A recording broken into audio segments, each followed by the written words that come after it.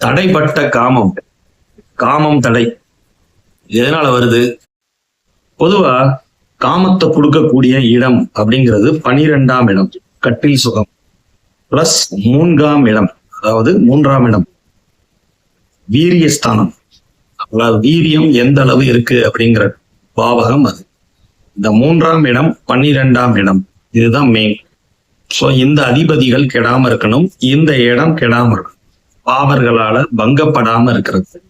அதீத பாவத்துவமாகி ஒரு மாதிரி மோசமா இருந்துச்சுன்னா ஜாதகருக்கு காமம் கிடைப்பதில் தடைகள் ஏற்படும். சரிங்களா? பொதுவாவே 3ஆம் இடம் 7ஆம் இடம் கலத்திர பாவம், 7ஆம் இடம் கெட்டாலும் இதே அமைப்பு காமம் அதாவது காமம் தடைப்படும். 3, 7, 12 இதெல்லாம் காமத்தை கொடுக்கக்கூடிய வீடு. 3ல வீரியம் அதிகமா இருக்கு. வீரியமா எந்த அளவுக்கு வீரியம் அதிகமா இருக்கு, தைரியம் எவ்வளவு இருக்கு அப்படிங்கிறது தான் அந்த வீரியஸ்தானம். இப்ப அது இல்லைனாலுமே ஈடுபட முடியாம போயிடும். ஸோ இது ஒரு முக்கியமான பயன். 7ஆம் இடத்து அதிபதி கெட்டு போறது, நீச்சமா போறது, இதெல்லாம் என்ன பண்ணும்? காமத்தை தடை பண்ணும். இல்லைன்னா தகுதி, அதாவது தவறான வழியில காமத்தை அனுபவிக்கக்கூடிய தன்மையை கொடுத்துடும், முறையற்ற காமத்தை கொடுத்து விடும்.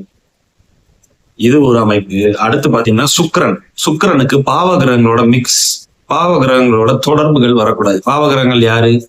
சனி, ராகு, இருள் சந்திரன், செவ்வாய். இவங்க தொடர்பு ரொம்ப நெருங்கி போகக்கூடாது. செவ்வாயோட வந்துட்டா பிருகுமங்கல யோகம் கூட ஆக்டிவேட் ஆகும்.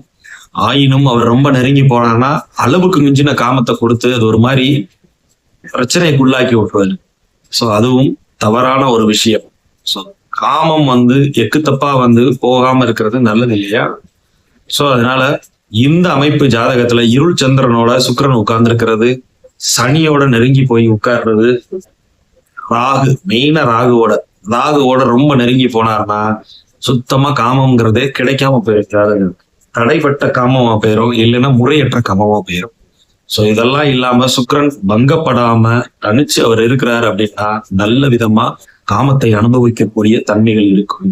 மேலும் 12ஆம் இடமும் 3ஆம் இடமும் உங்கள் ஜாதகத்தில் பாதிக்கப்படாமல் இருந்தாலே நல்ல ஒரு தாம்பத்தியம் அமைந்து நல்ல சிறப்பா இருக்க முடியும்ங்கிறது நான் பார்த்த வகையில் இருக்கிற ஜாதகங்கள்.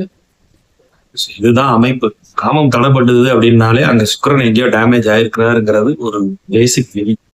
போக உங்கள் ஜாதகத்துல சனி சந்திரன் நெருங்கி இணைஞ்சிருந்தாலும் காமம் கிடைக்காம புனர்பூ ஆக்டிவேட் ஆகி இருள் சந்திரனா இருந்து சனியோட நெருங்கி போய் உட்கார்ந்து இருக்கிறாரு அப்படின்னா காமம் தடைபடுறதுக்கு நிறைய வாய்ப்பு இருக்கு. தாம்பத்திய வாழ்க்கையில திருப்தியற்ற மனநிலையை கொடுத்து விடும். இந்த ஒரு கிரக சேர்க்கையும் அந்த வேலையை செய்யும்.